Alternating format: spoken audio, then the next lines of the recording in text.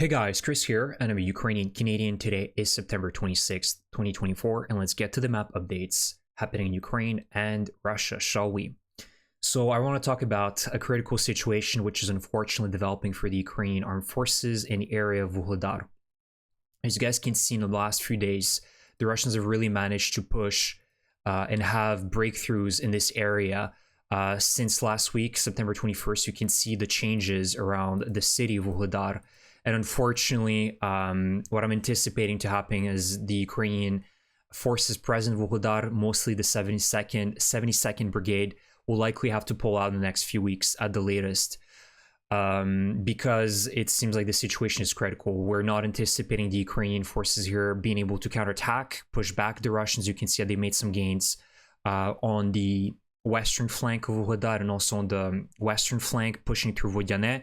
Through the mines that are located north of Vuhledar as well. So this is becoming a very critical situation, which unfortunately will mean that the Ukrainians will have to leave this city in the next few weeks at the latest, maybe in the next few days.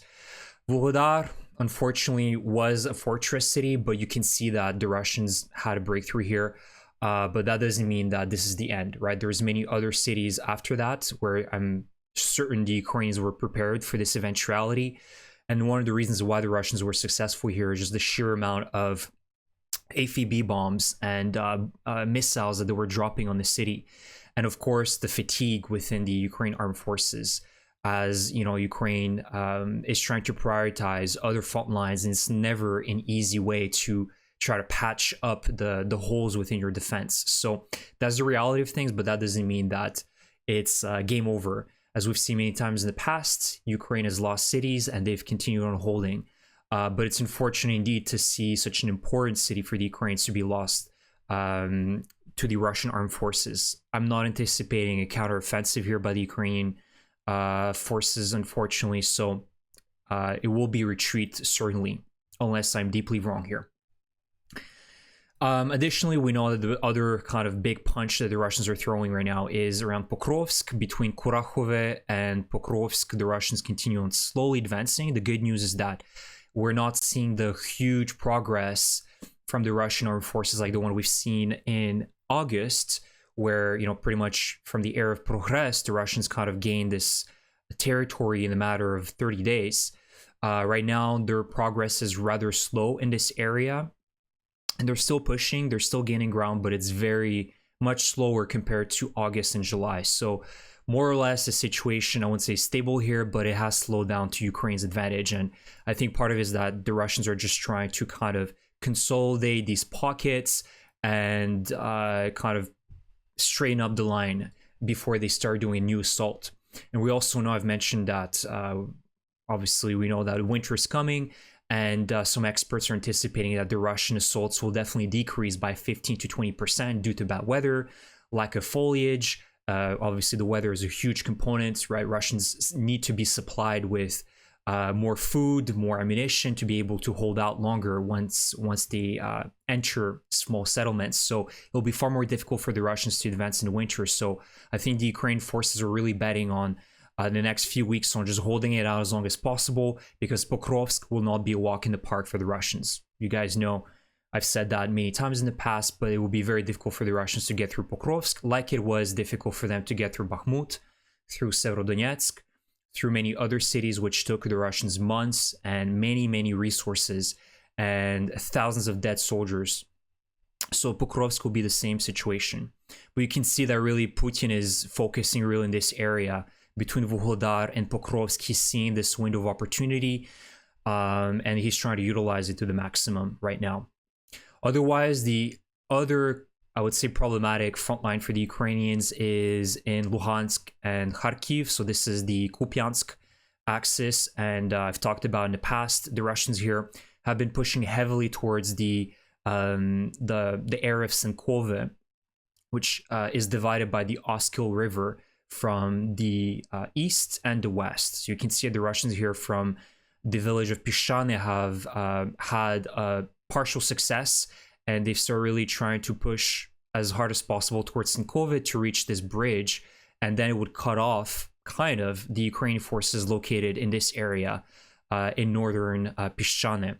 That doesn't mean that it's a critical situation for the Ukraine armed forces, even if that was to happen, because they still can get to Kupiansk, and there's still many small crossings that likely exist in this area. So there's nothing critical, but indeed, the Russians are really aiming at cutting off this area here, and then they're probably going to start pushing north towards Kupiansk, making the defense in this area much more problematic for the Ukrainians.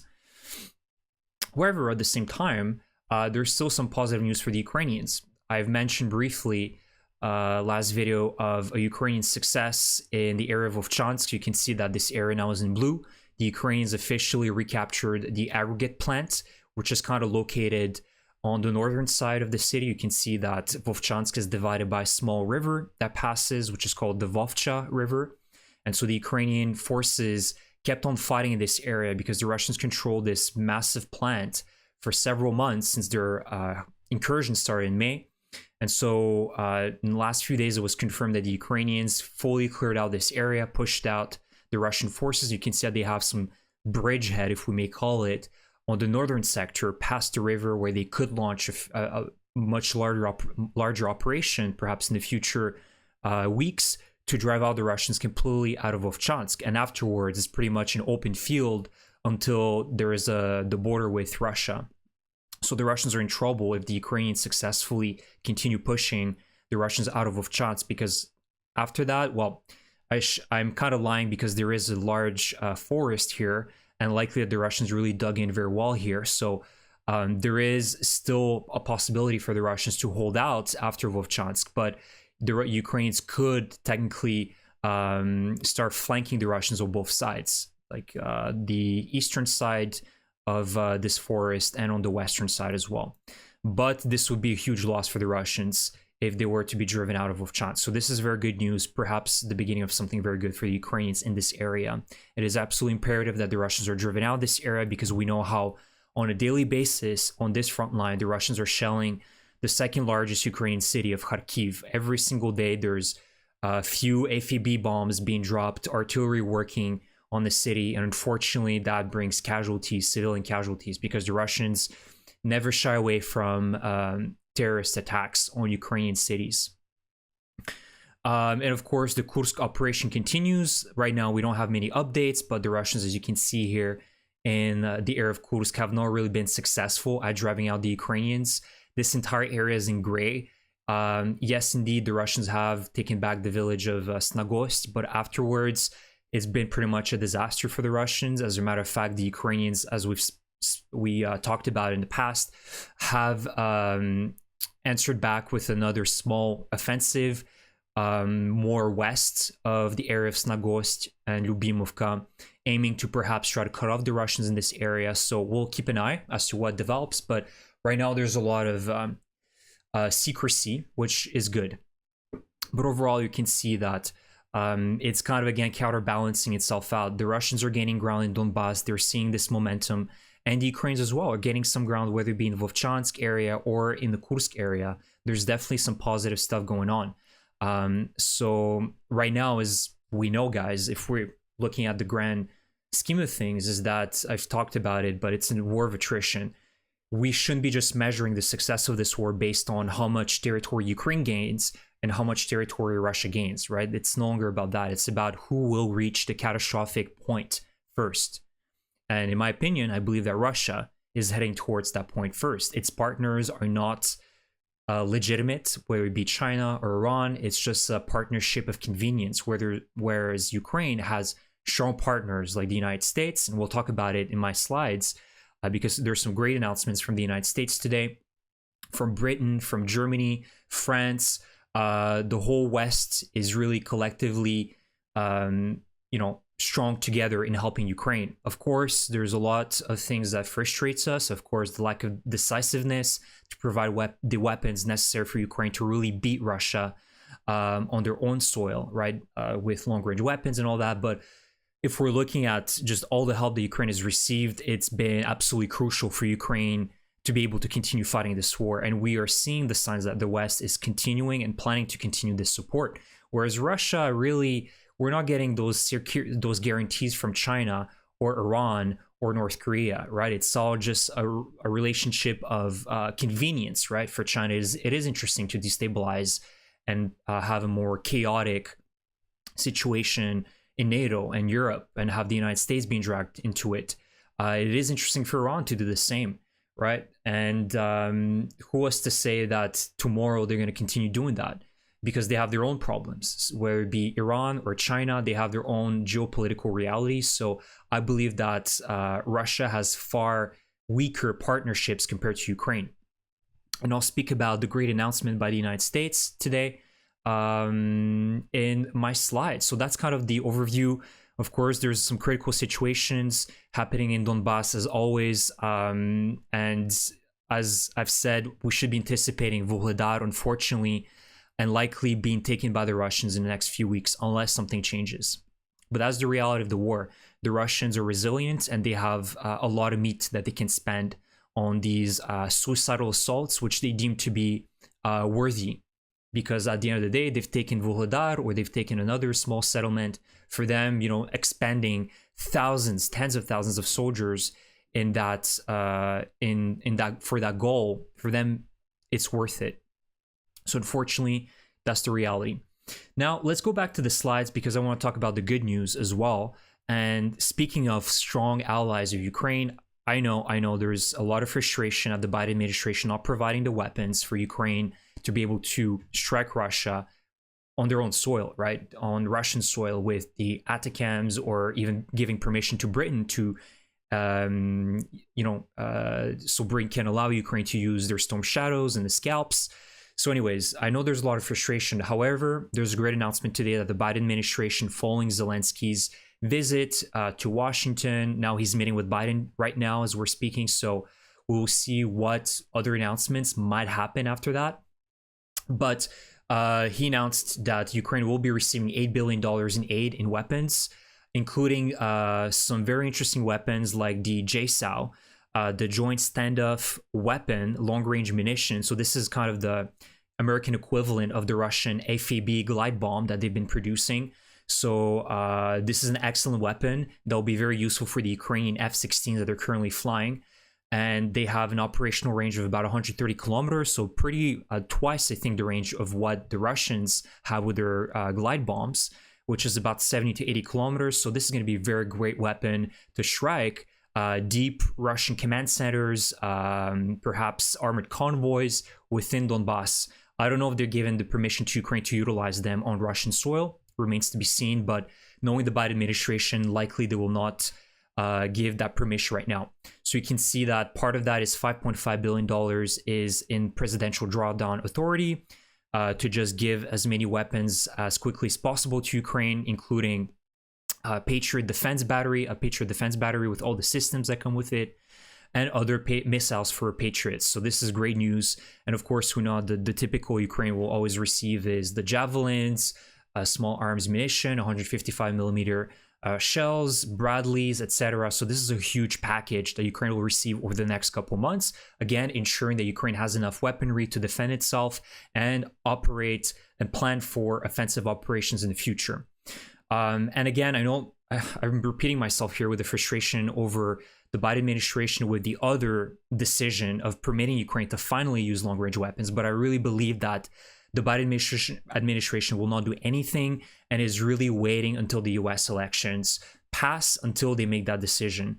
I think that they're really worried less about the escalation management, which, is the typical line that we're utilizing, but I think it's more about they are worried about hurting the chances of Kamala's run for presidency, right? Because as we've seen, Trump is taking an anti-Ukraine position. And so if the Biden administration was to, if we may call it escalate by giving that green light to Ukraine, then Trump will just come out with trumpets and run that line that Biden is bringing us closer to World War III. Kamala will do the same, and that might worry some less informed American voter that say, oh, he's right. Biden is leading us to World War III. Russia is a nuclear power. They cannot be messed with, right? So there is that line that is very present. And as speaking of which, this brings us to the last topic, because Putin, I believe it was yesterday or today, he came out with another bluff number or blackmail number 1500 with regards to using nuclear weapons, because now he drew attention to the fact that they've changed and updated the version of the document which proposes to consider aggression against Russia by any non-nuclear state. So basically meaning that even if any non-nuclear state that attacks Russia could be deemed an aggressor and thus is worthy of a nuclear retaliation, possibly. So again, this is the blackmail number 1500 by Putin, because every single week the Russians are using this card, this bluff card that they have. They're bluffing, and why they're bluffing and why I think Putin came out with this statement today is because it's likely a response to the catastrophic failure of the Sarmat intercontinental missile on September 21st. So a few days ago, the Russians wanted to test this missile. Of course, this was for propaganda purposes. They would have filmed and they would have showcased that to the world that Russia successfully tested the Sarmat intercontinental missile, which can destroy Europe entirely if Russia was to use it. But it failed, and satellite images, as you can see here, showcase the massive explosion that occurred, which destroyed the entire facility. And that's a bluff by Putin, because imagine what Putin is thinking right now. If he was to be forced to use the nuclear weapons, do you really think he's going to use them, knowing that there is a 50-50 chance of this Sarmat blowing up on Russian soil, causing a massive nuclear detonation on Russian territory? How embarrassing would that be for Russia? The lack of confidence within Russian nuclear weapons would also be put to question. And such situations like these ones really put into perspective that Russia is bluffing. It's evident. Is there a risk that Russia could utilize nuclear weapons? Yeah, there's always a risk, but it's extremely minimal. And we know that Putin is fearful for his life. Everywhere he goes, he has massive security. He has a little guy with a low suit checking his feces. And he's just simply a rational person that fears for his life. I really believe that. And, the West gave him assurances that we're not going to try to topple you. Just don't mess with us. So I think that Putin feels confident in threatening the entire West. But this works to a certain degree. It does work on ordinary, as I've said, voters like American voters that don't really know much about the Ukraine war or elsewhere in the world, leftists or extreme people on the right that are very polarized, and they get very triggered by such announcement of Putin, like, oh, World War III is coming, look at what our governments are bringing us up to. But this is all a bluff. And so for somebody that isn't well versed into this conflict, we'll see just kind of a black and white that, oh, Russia's not bluffing, they're going for it. Whereas we know the facts that this is not the first time Putin's been saying this, not the first time that his minions have been repeating the same lines over and over and over for the past 3 years, that Russia has nuclear weapons and we can use them and just watch us, right? Here's our red lines. And they constantly get pushed, those red lines, right? First it was, if Crimea gets attacked by Ukraine, that's going to create a nuclear response. If Ukraine attacks our ammunition depots in Donbas, then that's going to be, triggering a nuclear response by Russia. If Ukraine invades Russia, that's going to trigger a nuclear response, right? Like everything now is being pushed and pushed. That red line, that mythical red line that Russia has built itself. And we understand, you guys understand that. You've been watching my videos for a very long time. This is just a bluff. So the good news is that I think this is just a response by Putin facing the fact that his Sarmat missiles are failing and Russia's nuclear capabilities are really put into question. And that's a huge embarrassment for Putin himself. So that's the video for today, guys. I hope you enjoy my update. There's some good news, there's some bad news, but all in all, it's a war of attrition, and we need to look less about, who controls what in terms of territory. Also, even though that's an important factor, but we need to look more at the global aspect of the war. And I think that Ukraine right now still has the upper hand against Russia. So thank you for support. Thank you for watching my videos. Leave me a comment about the topics I covered, what you guys think. And huge thank you for support. Slava Ukraini!